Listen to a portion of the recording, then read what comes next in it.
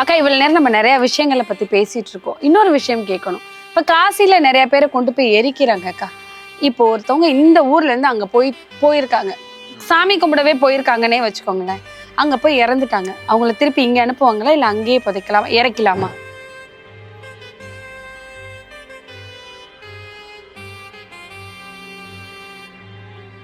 12 ஜோதிர்லிங்கத்துல முதல் ஜோதிர்லிங்கமும் சரி, முக்கியமான ஜோதிர்லிங்கமும் சரி, ஏன் அதுக்கு நிகர் உலகத்துல வேற எதுவுமே இல்லைன்னா அது காஷி மட்டும்தான். ஒரு ஆத்ம சரீரமே அந்த இடத்துல போய் கண்ணு மூடும் பொழுது அந்த பிணத்தை, அந்த சவலத்தை ஒருபோதுமே அந்த காஷிலிருந்து வெளியே எடுத்துடக்கூடாது. அது மகா பாவம் மட்டும் இல்லை, மகா சாபமும் ஆயிடும்.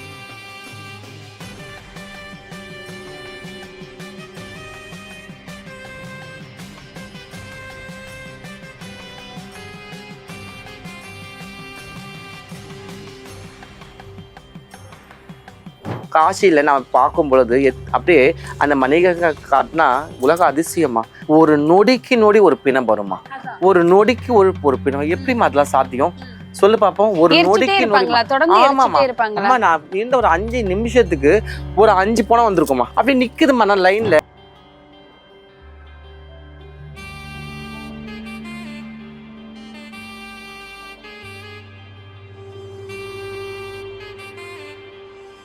ஏமா உலகத்துல எந்த மயானத்துல அந்த மாதிரி நிமிஷத்துக்கு போன வருமா? இல்ல, எங்கேயும் இல்ல. உலகத்துல எங்கேயுமே கிடையாது. ஆச்சரியம், இன்னைக்கு வந்து எவ்வளவு அட்வான்ஸ் சயின்டிஸ்ட்லாம் ஆச்சரியப்படுறாங்க.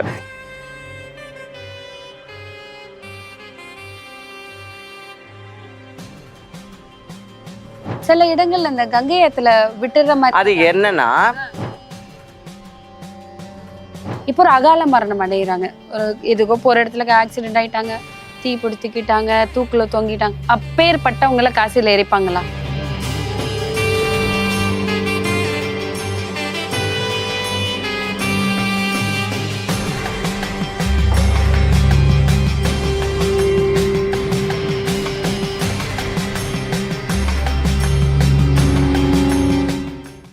அக்கா இவ்வளவு நேரம் நம்ம நிறைய விஷயங்களை பத்தி பேசிட்டு இருக்கோம். இன்னொரு விஷயம் கேட்கணும். இப்ப காசில நிறைய பேரை கொண்டு போய் எரிக்கிறாங்க அக்கா.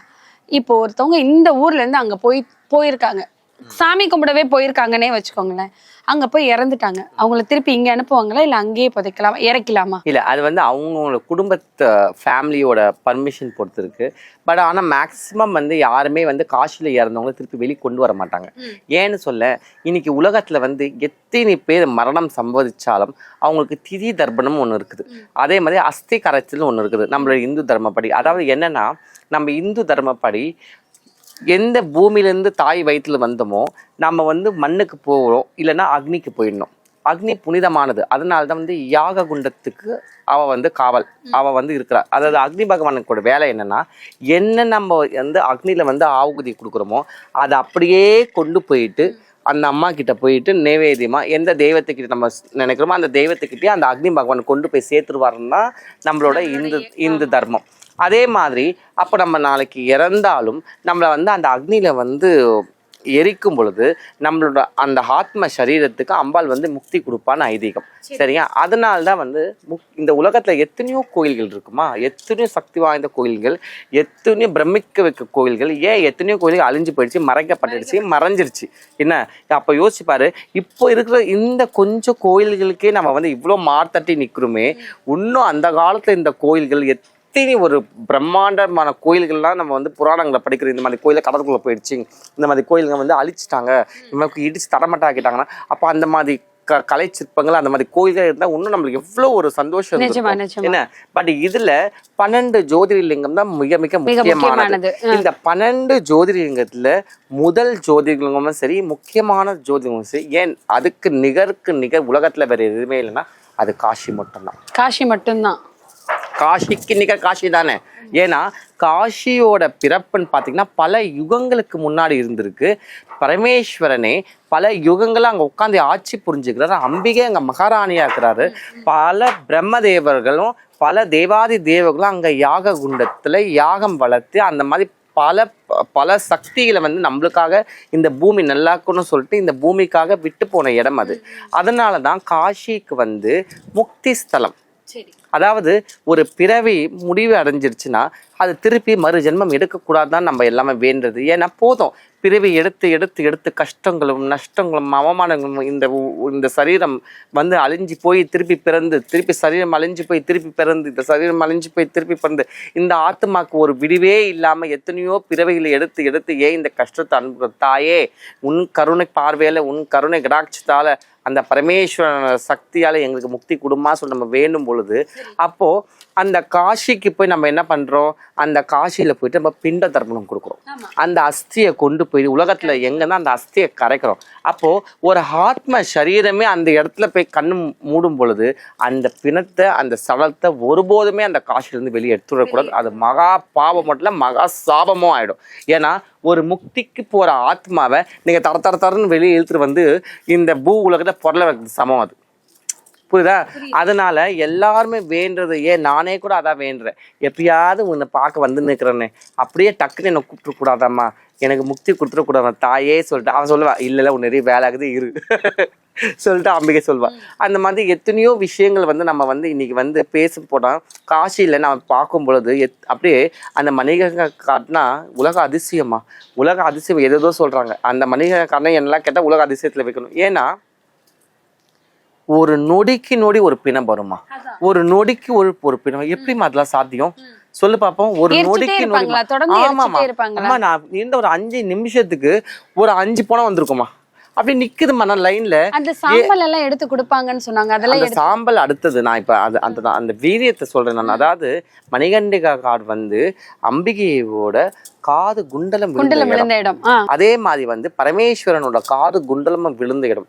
மகாவிஷ்ணு உடனே என்ன பண்றாரு, ரெண்டுமே சக்தி வாய்ந்த குண்டலங்களாச்சு சொல்லிட்டு அது ரெண்டுத்தையும் ஒன்னா இருக்கு அந்த கிணத்துக்குள்ளேயே சிவலிங்கமா அது பிரதிஷ்டை பண்ணிடுறாரு.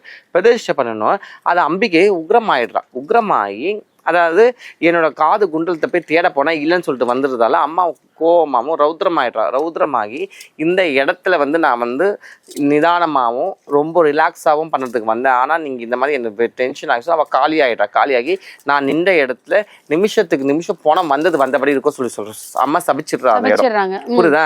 ஏமா உலகத்துல எந்த மயானத்துல அந்த மாதிரி நிமிஷத்துக்கு போன வருமா? இல்ல, எங்கேயும் இல்ல. உலகத்துல எங்கேயுமே கிடையாது. ஆச்சரியம், இன்னைக்கு வந்து எவ்வளோ அட்வான்ஸ் சயின்டிஸ்ட்லாம் ஆச்சரியப்படுறாங்க, இது எப்படி சாத்தியம்?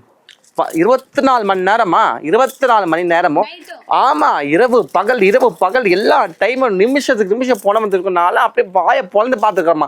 நைட்டு போனாலும் அப்படி வந்து இருக்கும், பகல் போல வந்துருக்கும். வரும் அந்த கங்கை யாத்திரை இப்படி எடுப்பாங்க, உடனே 2 நிமிஷம் போட்டு எரிப்பாங்க, அவ்வளவுதான்.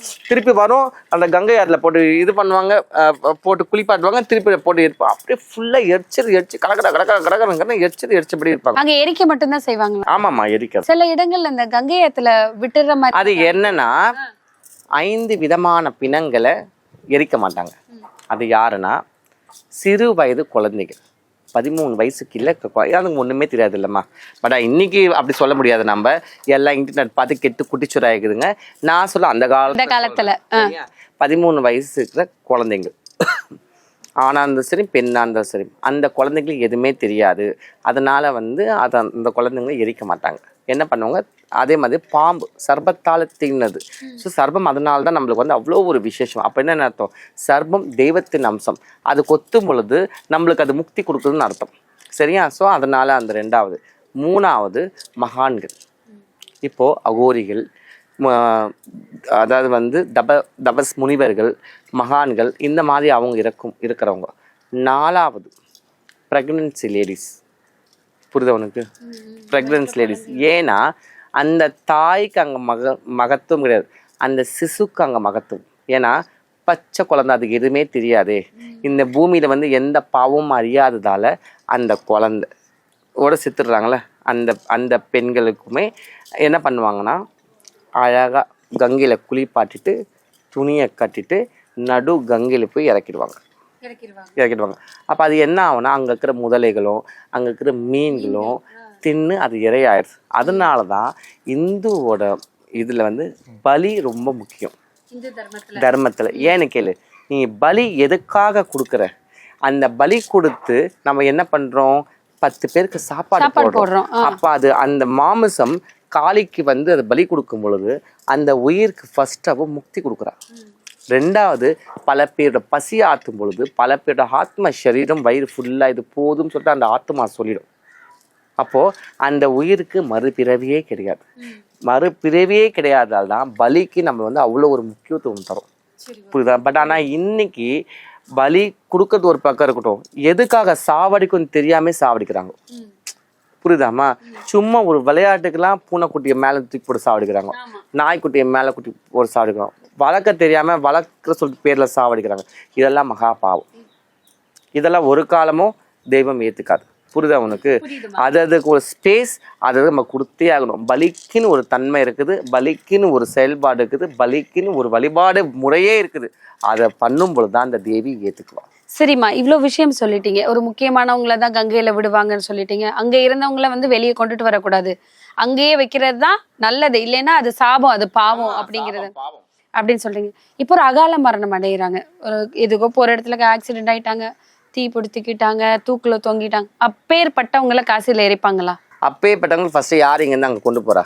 இல்லம்மா, அங்க அந்த ஊர்ல இருந்து தான் எரிச்சிருவாங்க. ஏமா அந்த மண்ணே வந்து சிவன் பார்வதி வாழ்ற இடமா? அந்த அந்த உனக்கு நம்ப மாட்டீங்க, அந்த அந்த ஊர்ல பிறக்கிறாங்களா ஆண்கள் பெண்கள், அவங்கள என்ன சொல்லுவாங்களே கைலாச வாசின்னு சொல்லுவாங்க. புரியுதா உனக்கு? அதாவது அவங்க கையில இருந்து சிறு சிறு தவறு பண்ணதால பூலோகத்துல காசில பிறப்பு எடுக்கிறாங்கன்னு ஐதீகமா. அதனால அவங்கள தன்னை கைலாச வாசி சொல்லுவாங்க. அப்படின்னா என்ன அர்த்தம்? அங்க இருக்கிற ஒரு ஆணுமே சிவபெருமானோட அம்சம், ஒரு பெண்ணுமே பார்வதியோட அம்சம். அப்படி இருக்கும் பொழுது அவங்களுக்கு அகால மரணத்துக்கு வரதுக்கு சான்ஸே கிடையாது. அப்படி மீறி வந்தாலும் அங்க முக்தி தான். அது முக்தி தான், அவ்வளவுதான். அந்த மண் இல்லம்மா, பேச்சுக்கே இடம் கிடையாது. அதுதானா ஒரு பூமிக்குமே ஒரு சக்தி உண்டு. அந்த பூமி அவள்தான் இருந்தாலும் ஒரு பூமிக்குன்னு ஒரு மண்ணில் அவ வந்து வித்தியாசமா பேர்களையும் பல திருநாமங்களோட ஏன் அம்மா உட்கார்ந்துருக்கிறா, அந்தந்த மண்ணுக்கு ஏற்ற மாதிரி அம்பிகை உட்கார்ந்துருக்கிறா. கண்டிப்பா. புரியுதா உங்களுக்கு?